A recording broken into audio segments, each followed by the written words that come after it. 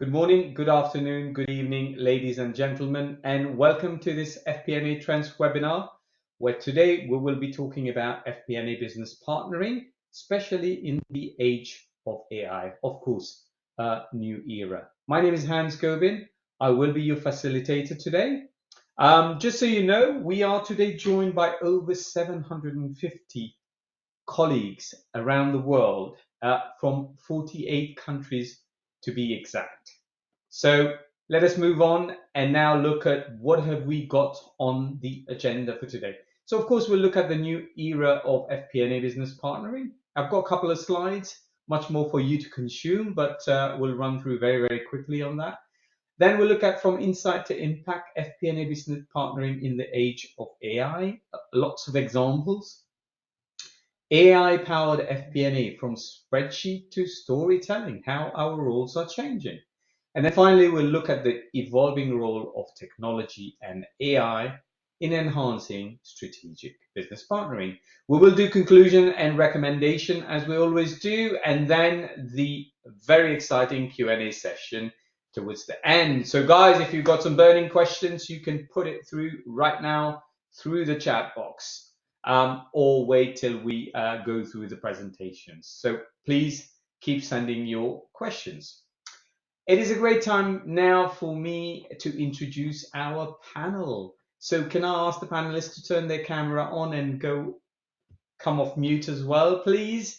The first of our panelists today will be Gabby Maxman, who is Director of Finance Transformational Initiatives at Mars Veterinary Health, based in San Francisco, USA, where she's joining us from today. And of course, she will be taking us through from insight to impact FP&A business partnering through the age of AI. Gabby, great to have you on board with us today. Thanks so much, Hans. I'm happy to be here. Really excited to talk about this topic today. Fantastic. Looking forward to your presentation. We also have our second panelist, Olha Zatova, Market Finance Director for Western Europe at the TMF Group, based in Stockholm in Sweden. And today she will take us through AI-powered FP&A, of course, from spreadsheet to storytelling. Olga, looking forward to your presentation. Thank you very much, Hans. Very happy to be here, and I'm looking forward to our conversation today. Fantastic. Thank you. Last but not least, we've got Greg Volpe, who's Product Marketing Director at Workday, based in Boston in the USA. And today, Greg will take us through the role of technology and AI in enhancing strategic business partnering. Greg, great to have you with us today. Yeah, thanks, Hans. Looking forward to this very compelling topic today. So looking forward to it. Brilliant. Panelists, we have fantastic presentation coming our audience's way. But for now, can I ask you to go on mute and off the camera, just for me to do some housekeeping, as we always do. So first of all, of course, let me introduce to you our global technology sponsor, Workday Adaptive Planning. We all know they have a fantastic tool to help us solve our greatest business challenge. Thank you, Workday, for bringing this to us today. A little bit about projects and initiatives of the FP&A Trends Group. As you know, we are around the world. We've got FP&A board meetings around the world, and we have done more than 276 face-to-face meetings. We have also done now, including this one, 173 FP&A Trends Webinar, and that was since March 2018. As you know, we do a lot of survey, and our FP&A Trends survey respondents since 2017 is around 2,878 people. We will be mentioning a couple of papers in this webinar. Look out for the rest of them. They are all available on our website. Lots of insight in them as well. And please do join our LinkedIn group, website, and also our FP&A committee meetings, which has been going through March 2018. Now, let me remind you what this hour is made up of. Of course, it's a 1-hour webinar. We want you to participate. We've got 2 polling questions. We want your insight. So please do vote on those polling questions. We also have the interactive Q&A session. Please ask questions via the chat box. We will answer some of them live today. The rest of them we will try and answer to you via email, purely because we only have 60 minutes of time today. The presentation are available to download in the handouts. If you do not, you will still receive a link, a copy of it, and a link to the recording of this webinar. And finally, when I close the meeting, there will be a feedback survey session which will pop up. Give us, I think it takes 30 seconds to about a minute. Tell us how we did. Also tell us what would you like to hear from us in the future in terms of topics. Now, I've got a couple of slides that I want to take you through very, very quickly. I mean, this slides keeps coming up time and time again. Very valuable. It's all about the distribution where FP&A spend their time in doing what. You can see there only 16% of our time is spent in driving action, 19 in insight generation. The rest of the time is spent into data gathering, data validation, information generation. Not what we want to be doing. But what happens when we introduce AI, machine learning, into the scheme of things? So the amount of time FP&A spends on high value activities goes up from 34 to 39%, 5% up. Again, FP&A teams that are optimized or perform well goes up by 18%. Percentage of organization where all or a large proportion of decisions are made using data goes up to 75%, 13% up again. Again, percentage of organization that rate their forecast as being great or good goes up by 25%. So massive changes, and this is from our FP&A Trends survey. Now, very quick insight on, and this you will find in one of our papers, the evolution of business partnering. So from traditional to best in class, what has changed? Right, before we used to be back office data gatherers and reporters. Now we are influencers, trusted advisors, strategic partners. In terms of insight provided, what we used to do was focus on historical and reporting and analysis. Now everything is forward-looking analysis, but much more importantly, based on key drivers. We used to be siloed in spreadsheet. Outdated technologies is what we were using. Now, modern technologies, cloud technologies, of course, let's not forget AI, which is what we'll be talking about. So that brings me on nicely to our first presentation. And to deliver that, we've got Gabby Maxman, Director of Finance Transformational Initiatives at Mars. And she will talk to us about FP&A business partnering in the age of AI. Gabby, over to you.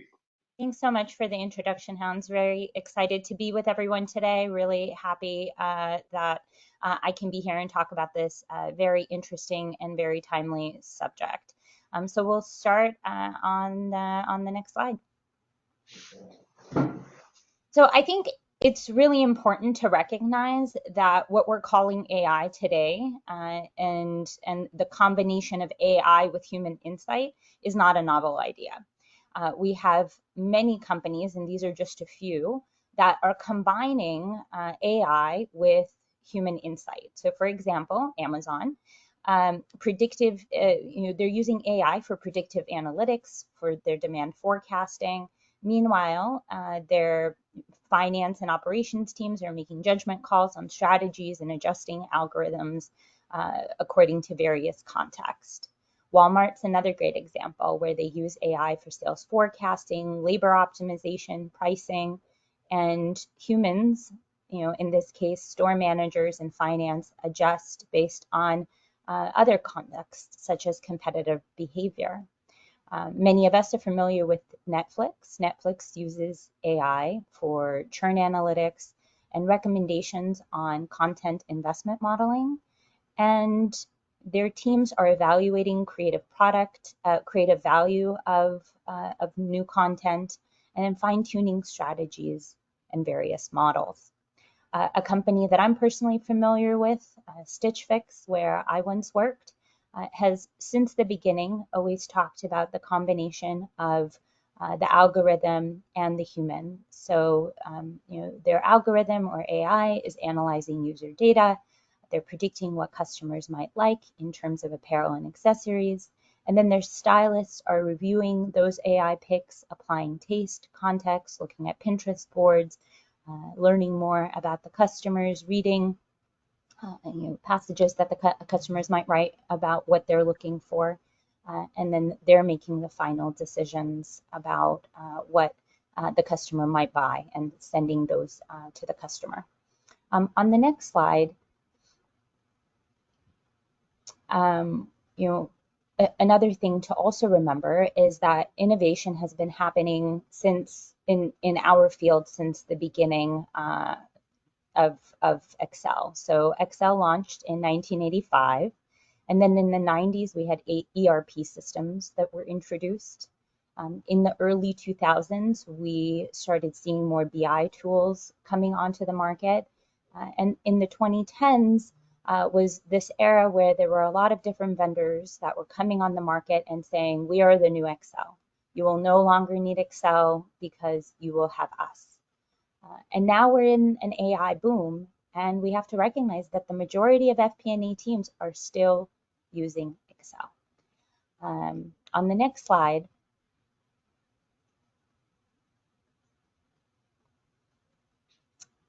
so even though most of us are using Excel, there's definitely a lot of improvements and innovations that are going to be happening in the AI space, and specifically as it applies to FP&A, and more specifically to business partnering.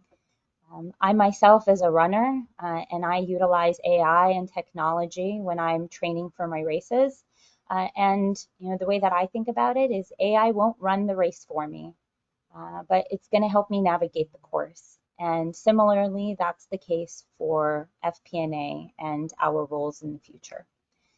So whereas right now many of us are focused on calculating and reporting, in the future FP&A is going to be able to focus more on interpreting the numbers and making strategic business recommendations, and spending much less time on validating numbers. So we're going to go from calculating and reporting to being that true strategic financial co-pilot in the business. And rather than spending time on monthly reporting decks, AI is going to be able to generate first drafts for us and allow us to spend more time refining strategic narratives. We're going to go from what happened to asking why and what's next. And a great example of where AI can be helping us right now is in regards to the real-time changes in tariffs. When your business partner asks you, how are these various tariff changes going to impact the business? One day it's 145%, the next day it's 18%. What impact does that have on us? You'll be able to analyze large data sets in a much quicker real-time fashion. So we're going to go from being very slow to analyze large data sets, or needing to partner with IT and wait for them to get back to us, to really being able to self-serve without needing to know SQL or other languages, to provide real-time analysis and help with agile decision making. On the next slide, we'll talk about, AI is here. Are you ready? Are we ready? And here's some thoughts about how to get yourself prepared for where we are now in the AI boom. I think a great place to start is to identify where AI can reduce workload. For example, it could help with accounting reconciliations, help with data pulls, generating reports, analyzing complex data, and running multiple scenarios in real time. And then collaborate with your business partners to really bring some of these ideas to life. Work with them to define what questions they may have, what are the things that they're struggling with, how you can help make their life easier. Research tools that can help make things more efficient within the business, and build a business case. Right now, with short budgets or with tight budgets, it's really important to show ROI. And if a company is going to make investment in making changes and investing in AI tools, the leadership really needs to understand what the ROI would be. And then we have to build comfort with various tools and systems and lean into technology. My recommendation is take the sales call. So many of us get cold calls and cold emails and cold LinkedIn messages that we ignore. But in reality, many of the companies that are going to market right now are AI ready and have AI functionality that could greatly benefit our businesses. And so connecting with them and discovering what's possible is extremely important. And of course, stay human and use your judgment. AI is not going to replace us. It's going to help us, it's going to partner with us, but it's also non-perfect. A great example is my husband used AI to help interpret his Kaiser blood work. And AI didn't understand the format and made some incorrect assumptions around what the data represented. And once he was talking to me about it, I said, no, that's not what those numbers mean. And we both discovered that the recommendations that AI was providing, because they were not in the right context, were actually detrimental and not helpful. So very important to recognize that, we're still human and we do know better, and that we're the storytellers. We have the context and we have the ability to take information and our understanding of the business and our many years of experience and turn that into action. So thank you so much for your time today. I'm really excited to hear about my other co-presenters, and thanks so much for listening. Gabby, fantastic. Thank you very much. Great presentation as usual. So many examples, fascinating examples, but also lots of tricks and tips, which is amazing. And of course, you've related how you use AI in your personal life as well, which a lot of us are doing now. So it is here. We have to start somewhere. Take those calls is what I'm getting from your presentation. So thank you very much for that. Brilliant. Let us now look at our first polling question and try and see what our audiences are doing as far as AI tool is concerned. So please, if you can vote. So which AI tool do you use the most in FP&A? Is it robotic process automation, RP&A, predictive analytics, machine learning, natural language processing? None of these. Can you please vote? So which tool are you using as far as AI is concerned? RPA, predictive analytics and machine learning, natural language processing? None of these. I will give it another few seconds. And I am now going to end the poll. So come on, one last one. There we go. Most of you have voted. So let's end the poll and share the results. So what can we see? 13% uses RPA.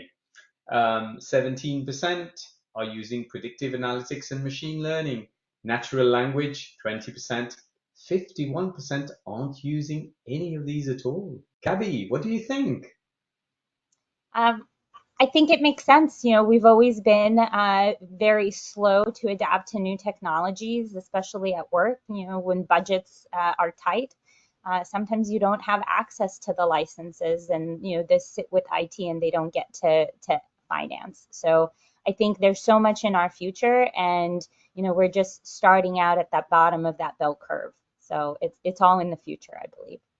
Yeah, no, fantastic. It is very true. But of course, this is why we're here, and hopefully a lot of people eyes will be opened as to what to do, how to do it, and start small, etc. from today's webinar. So thank you very much for that, Gabby. Let me now close the poll, and now we'll ask the other panelists to come and join us, because we have a discussion question we want to go through, which is, of course, as we always say, will FP&A business partnering role disappear the more we invest in AI? We are all worried, aren't we? So let us hear from Olga. What is your thought on this, Olga? Thank you, Hans. I really do not think that FP&A role will disappear by itself. It's definitely gonna evolve and will require some additional skills, but it will not disappear. As Gabby has already mentioned, AI has its own limitations actually, so we will need to apply human judgments to make sure that the tool is used perfectly fine. But again, AI for me is rather than a tool than a replacement of FP&A team and FP&A role. Fantastic, great answer there. Greg, what are you seeing out there?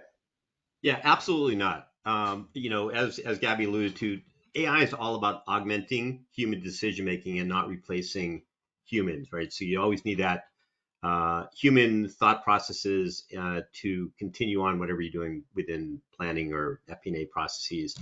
In fact, some say that we've had customers that actually have added people on into their FP&A team after they started embracing AI, just because there is so much more to do on the strategic activity standpoint and frontline storytelling and things like that. So absolutely not, will not replace FP&A teams. Again, as Gabby alluded to, it's all about augmenting decision making.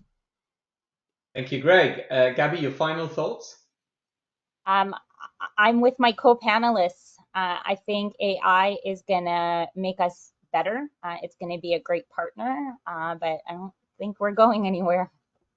Absolutely, we've got to evolve with it, and the human touch will always have to be there. There's no two ways about it. So thank you very much for answering this question. Let us now move on to our second presentation, which is from Olga, Market Finance Director for Western Europe at TMF Group. And today, Olga, you will be telling us a lot more about from spreadsheet to storytelling. Over to you, Olga. Thank you, Hans. I come from TMF Group, a global provider of accounting, payroll, and corporate secretarial services. And today I want to start our discussion on the next slide regarding where we are coming from and what's expected ahead of us. We all know about traditional FP&A reporting. It was mainly budget and forecasting. Now with AI and having AI-powered FP&A, we will be focusing more on business partnership, strategic views, being advisors to business. But is this new? That's absolutely not new for us. And we have been doing this part for a while. But now, since we will be spending less and less time on data gathering and reporting, we can spend more time on value-added tasks. Gabby has shown us a very interesting journey for FP&A that we have gone through in the last 30 years at least. Does this stop? Absolutely not. That's not the end, actually, of the journey. But look into it rather as the journey. We will need to evolve, and it's rather we evolve it sooner than later. As I said to you before, I see AI rather as a tool, or we can call it, as Gabby said, as our partner, but that's not something that's going to be replacing FP&A. And FP&A still will remain, we will just shift our focus to the more business partnership and business advisory role. On the next slide, I wanted to show you a bit of data in relation what are the advantages of having FP&A, of having in FP&A artificial intelligence, but also what the limitation of the tools are and what we need to watch out. So there are plenty of articles that has been written today in regards what a great tool AI can bring us, what are the benefits, that's like really live reporting we can have. Data is absorbed and analyzed super quickly. I can give really visual data to us, which is very easy to read. And actually, it can do even a storytelling for us. But I always say it's a storytelling up to a limit. I do not think AI will replace the part of storytelling that is needed to be done by FP&A in full. The reason behind that is that AI has its own limitations. Definitely, this is one of the most powerful tools we have had so far, right? And it's going to continue to develop. But is this 100% ideal? Absolutely not. So you probably have heard the phrase, AI is as good as the data that were given to AI. And that is true because AI is always based on the data. If we have accurate data, the outcome probably is going to be more accurate as well. But AI can be biased. The reason behind that is that it makes its conclusions based on the data it was given, not based on of all the information that is available in the company. The other thing is that AI doesn't have a business content in the way as we human beings can have. And as well, there is a bit of a risk of over-reliance on AI. I can tell you personally from my personal private life, I use AI in everyday life a lot. Now, after having using it for a few months, it's so difficult for me to think that tomorrow I'm not going to be using it. And I see that I rely on it more and more and more. But we need to remember that we still need to keep critical thinking. Whatever we are getting from AI, especially when it comes to the data analytics, right? We need to look into it and we need to see and to ask ourselves, does it make sense? Does it lie in line with the business strategy and what we see in business?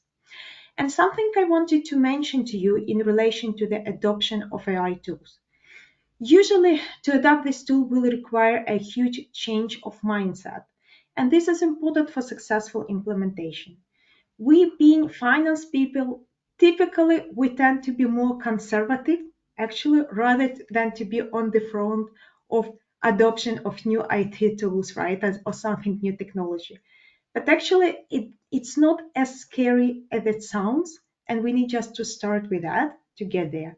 What I definitely can recommend you is that the companies who will start using AI now will be few steps ahead comparing to the company that will start it on a later stage. Then there is the next question that comes logical. If we are saying that FP&A does not disappear by itself, right? But we will be focusing more on being advisors, strategic advisors, for example, or business partners. What does it mean for FP&A role and what kind of skills we need to develop in order to be successful in the future? And on the next slide, I try to show you three main skills that I think we all need to focus nowadays. It's to be able to interpret AI outputs. So again, AI can be biased, but we as human beings can have a human judgment to make sure that whatever we are getting from AI is in line with business narratives, right? It's connected directly to the second point of apply ethical judgment. Make sure that the outcomes are not biased. And the third one, which I personally believe should be the first one because that's the most important according to my judgment, is master storytelling. So AI indeed can do a storytelling up to a limit, but this is up to you to make sure that the story you're telling is in line with the business content, that the audience is listening to you, and that you're getting to the actions you want your audience to get. So how to master storytelling skills? What do I need to do in order for my story to be successful? I put 4 simple steps, and if you manage to embrace those, believe me, your story will be full and complete. First of all, study your audience. It's extremely important to know to whom you present your figures and your narratives. Think what the goals of those people are, what drives them, what is the best way to present information to them. The other thing is frame your data in content.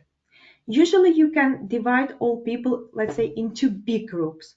One group that is easier to receive information verbally or in text on your presentation. Another group is the one that is easily to receive data in numbers or visually or in graphs, for example, right, in some pictures. To give you an example, lawyers are usually getting to the first group, so they would read what you have written on your presentation. But accountants, for example, will get to your second group, right? So if you know your audience, it's easier for you to build the presentation. If you do not know your audience that well, just make sure that you have both things, your text and your visual graphs on the presentation, and then it's a win-win situation. The third step is to frame the data in your content, and mainly what you need to think about that whatever you are presenting is actually in line with the business narrative and business strategy. You don't want to present something that is not gonna be in line with the business narrative. And that's purely up to you, because again, AI can give you the basis for it or can frame it a bit, but will not have the full narrative in the way as you have. And the first one, drive action. So always make sure that you know what objectives or goals you want to achieve, right? Make sure to which conclusions you want the audience you to get. And if you manage to have all 4 of them, believe me, you're going to have a great storytelling skills. So again, master your new skills and you will make sure that you have a successful FP&A role in the future. Thank you. Back to you, Hans. Brilliant presentation there, Olga. Thank you for giving us all of these examples. From what I get from your presentation is, of course, AI shortfall is where humans come in. Absolutely. And we are here to be the storytellers of the future. So thank you very much for sharing that. Let us see now what our audiences think through our second polling question, which is all on skill set. So which FP&A skill is least likely to be replaced by AI? Strategic thinking, decision making, communication and storytelling, stakeholder management and relationship building, innovation and creative problem solving. Yeah.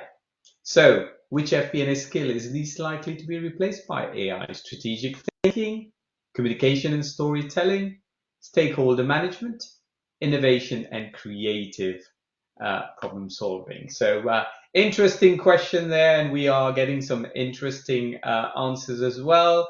I'll give it another few seconds before I close it. So please keep voting. And also, just a reminder, please keep sending your questions as well. We will answer some of them, and what we can't answer today, we'll answer to you via email.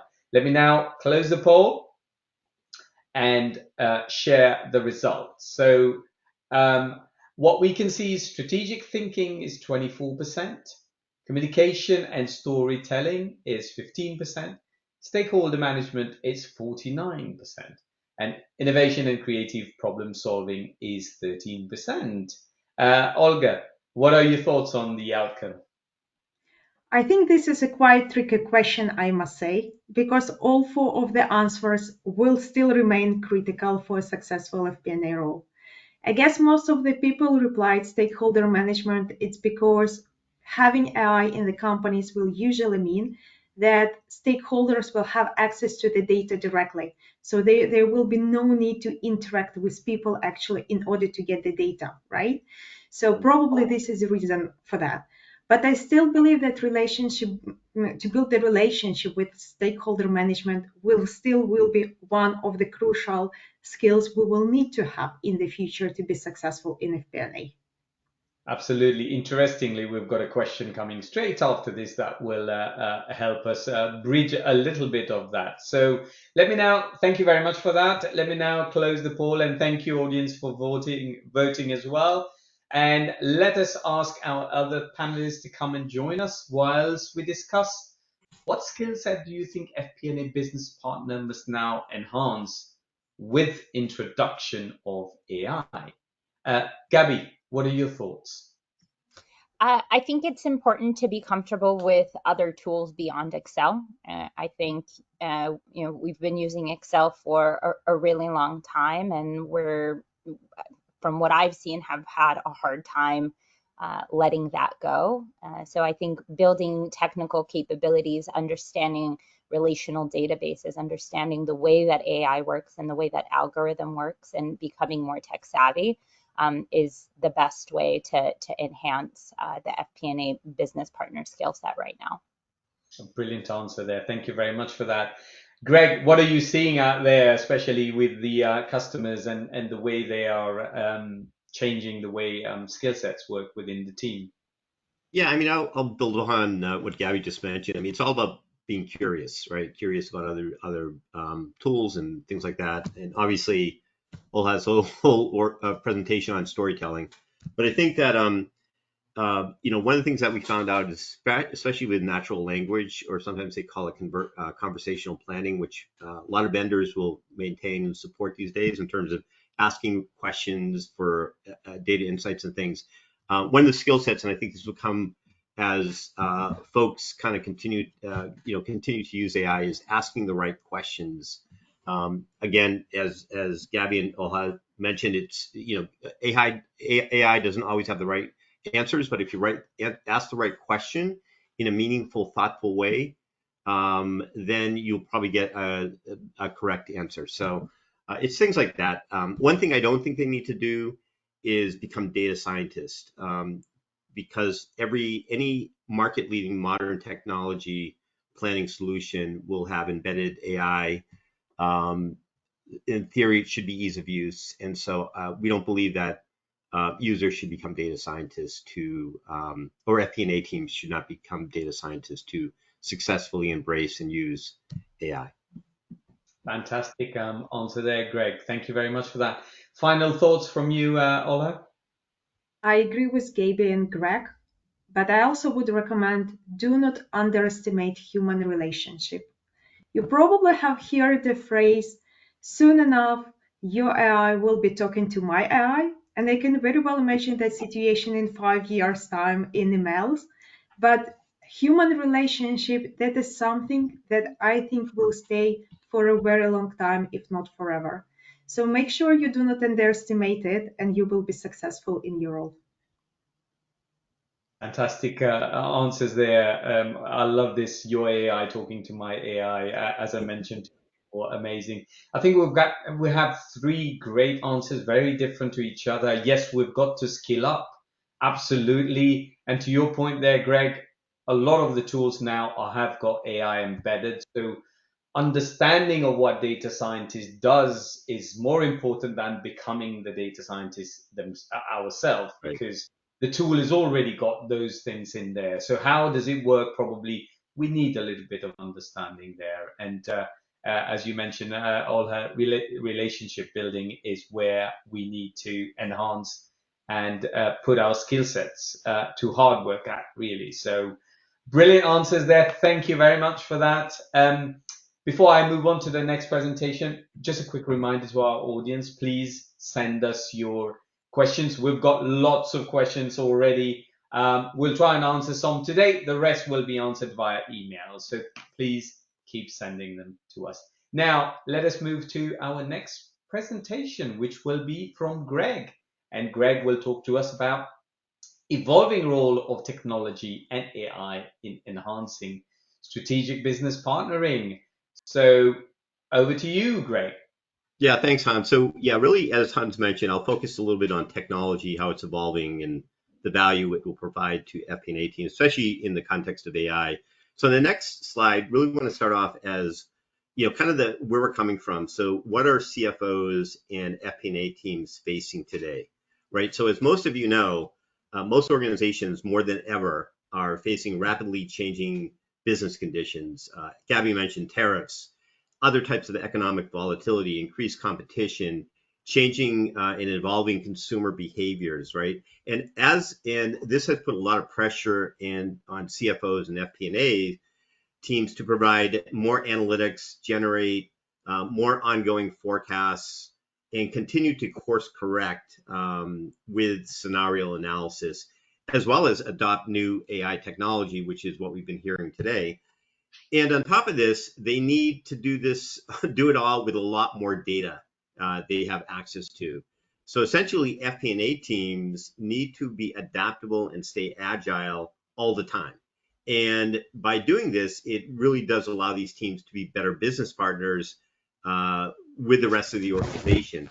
However, as we all know, this is easier said than done. And there are a lot of challenges that FP&A teams face today. For example, no time for data analysis, right? And because of manual activities, things that Hans had talked about in the top of the webinar about too much data validation and reconciliations, all those things that we do all the time, especially with other types of older systems and outdated systems, Excel, other proprietary systems, siloed systems, very difficult to be agile and adaptable while you're just trying to manage a system and not analyze data.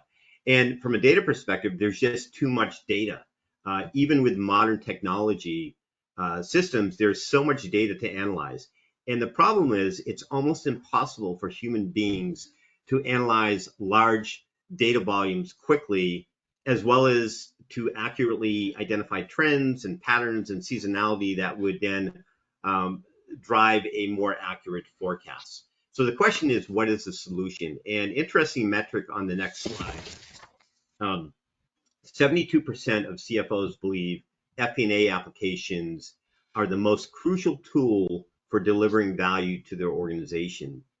And if you read into this, this really highlights the critical importance that FP&A teams play in an organization and how important they are as strategic business partners to other teams. And the critical requirement seems to be to equip these teams with the right technology solution to facilitate next level planning and enhanced business partnering. So let's now take a look at what this means on the next slide. So from a technology perspective, making a successful transformation to modern and smarter planning technology means that FP&A teams and organizations should realize a ton of benefits. And as you can see from this slide, this type of planning solution will be able to drive efficient, automated, and collaborative company-wide planning, meaning in the engagement of all key planning stakeholders, which leads to effective business partnering. Real-time data analytics across all different types of data sets. And this is where AI capabilities play an extremely important role, which we will highlight in a minute when we focus really into AI and the value there. And finally, a modern planning solution will provide exceptional performance and scalability to support any size organization and planning complexity. So let's dive a little deeper into what do AI planning capabilities bring to FP&A teams? And let's check this out on the next slide. So how do AI planning capabilities allow FP&A teams to become better business partners? First, we're talking about creating an engaging experience. AI allows for tailoring of information and insights, making it highly relevant for everybody involved, and which then leads to more collaboration and better business partnership across an organization. Second, AI drives increased automation. That might be obvious. It takes care of all those repetitive, predictable tasks, freeing up valuable time for FP&A teams. And less number crunching means more time for strategic analytics, more scenario analysis, and more frequent forecasting, sort of overcoming those challenges we saw on the first slide. And as important, AI capabilities like algorithms have the ability to very quickly analyze large volumes of data. And this data could be internal or external toward an organization. And it will identify patterns and trends and seasonality and make sense out of it very quickly in real time, and use that data typically to drive accurate predictive forecasts, which we're seeing with a lot of our customers today. And then finally, AI provides extremely fast insights and recommendations, empowering people to make better, faster, better decisions by delivering deeper insights. And that's what AI is all about, especially when you get into the natural language conversational planning capabilities. And this leads to more agility for FP&A teams and ultimately leads to better business partnering. So essentially, the power of AI lies in its ability to make FP&A teams work more efficient, insightful, and ultimately more impactful. And then on the final slide, we can view some Workday customer use cases that I just had selected, and their thoughts on AI capabilities, specifically around AI-driven predictive forecasting. So you can take a look at some of the quotes from several of these customers, but I want to focus in on organization Brown Jacobson, which is an international law firm. And two things I want to point out, which they told us about predictive forecasting and how they're embracing it and realizing value from it, is one, because it's automated their forecasting in terms of analyzing large volumes of data, which we discussed, and identifying trends and patterns, and then automatically generating a forecast it has saved them up to 4 weeks of forecasting time during every forecasting process that they go through. So the automation, one, has led to time savings, which then allows them to become more strategic, in terms of analytics and things like that.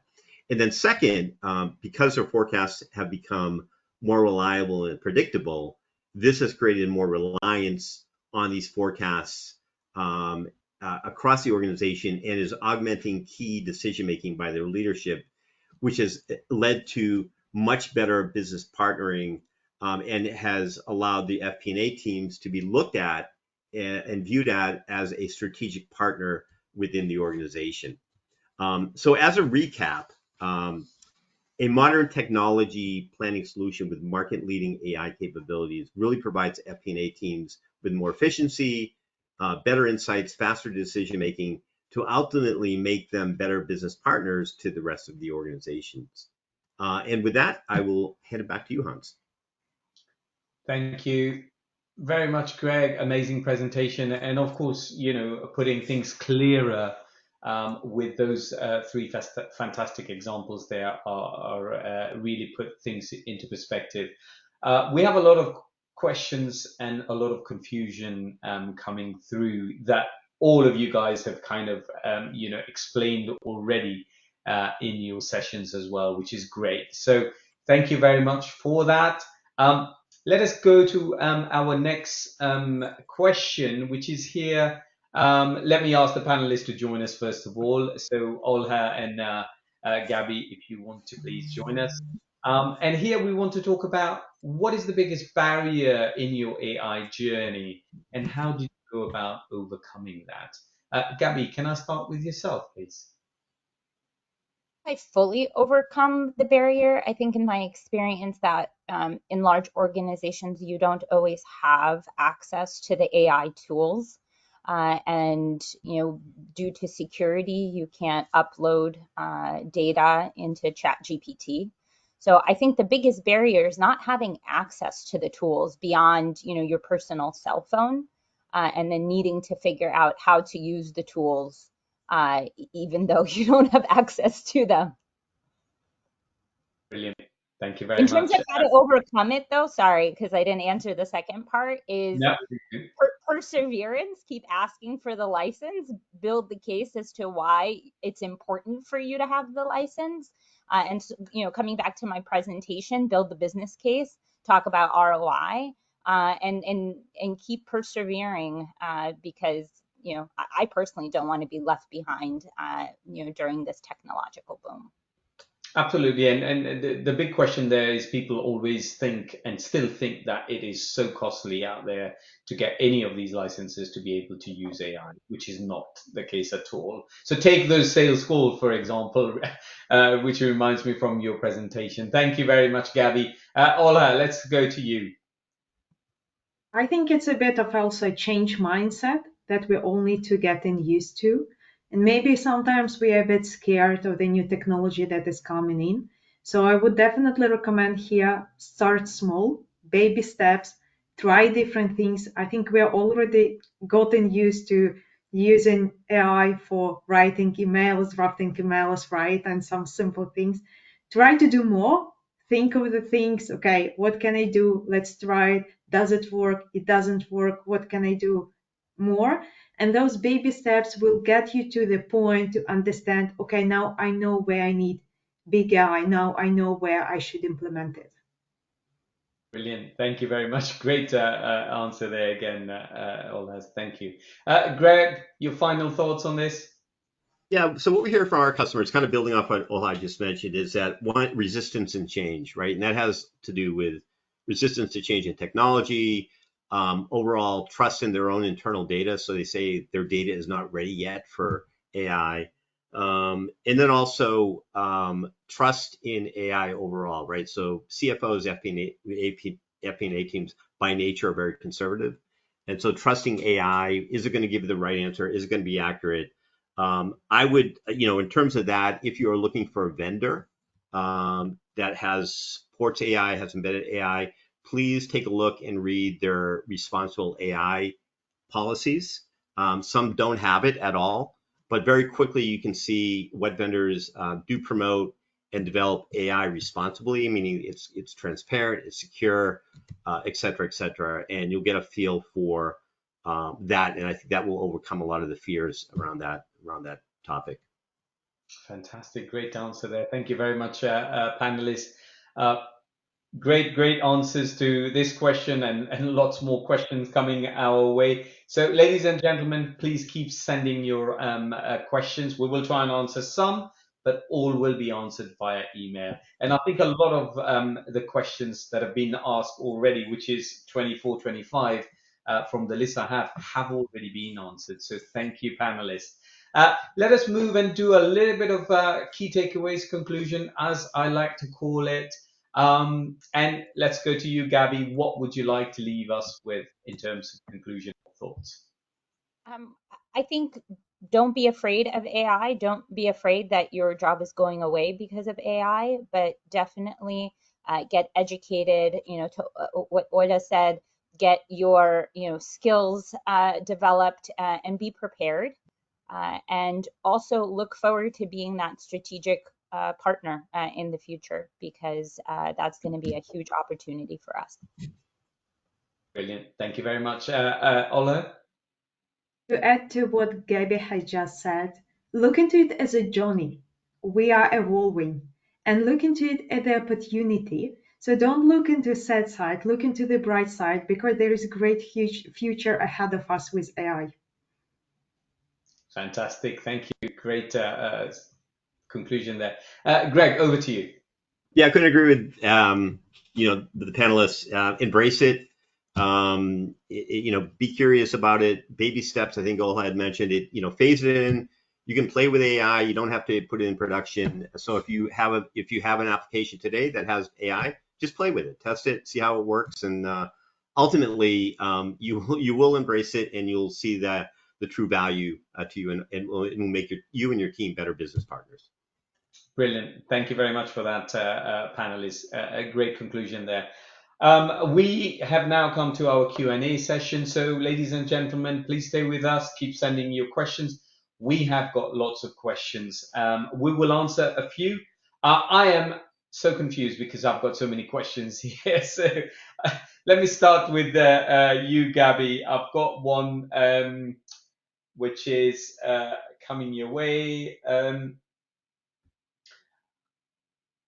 I would like to better understand AI platform as everyone are referring. For example, they're currently implementing Workday, and perhaps that is considered as an AI platform. But many companies do not want to upload proprietary data into the cloud. So a bit of confusion in that question in itself. So I think we're talking a little bit about security, a little bit about software. What are your thoughts there on this, Gabby? I mean, do we upload data? Don't we?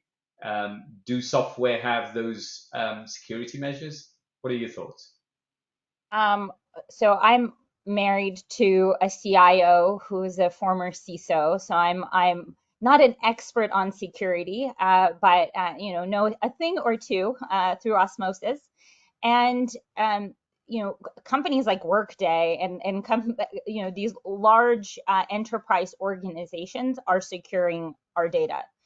Whether or not it was AI data or Workday HRIS data or financial data, this is why we sign contracts with large enterprise companies, is because we trust them. I think that there's a lot of swirl around that AI is trying to steal our data or it's not being protected. And I think that's just sort of the rumor mill being created in order to keep us from evolving technologically. And so I don't believe there's any reason to be concerned. Now, to Greg's earlier point, you want to make sure that you understand the security measures of the companies that you're working with. If your budgets don't allow for large enterprise vendors that are the trusted leaders in this space, and you're making decisions to go with that person that sent you the cold email and you signed that contract, make sure you're getting you know what you're getting yourself into. If you don't have a CISO in your organization, find one to do consulting for you to understand that contract and understand what you're getting yourself into. Fantastic. Brilliant answer there. Thank you very much. Let us go to Olha. Olha, on the 4 steps of effective storytelling that you talked about, which one or which ones are different in the context of AI opposed to non-AI? I know what the answer is going to be, but please, can you enlighten us a little bit? Honestly speaking, most of them are applicable no matter you use AI or you don't use AI. The only difference between using AI and non-using AI is if you don't use AI at all, you will need to create your presentation or your story from scratch. If you do use AI, you can ask AI to start doing a draft for you.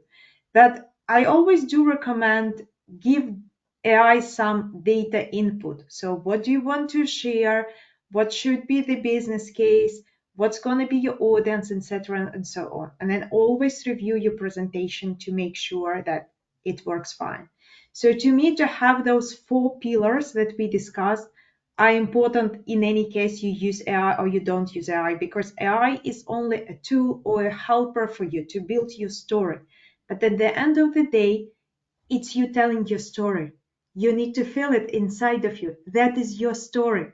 It's you who is telling it. You are the storyteller. So you need to be comfortable with whatever AI is giving to you. And probably this is the only step that differs your storytelling without AI comparing to storytelling with AI. To make sure that you validate the data and to make sure that you're comfortable with what you see at the outcome.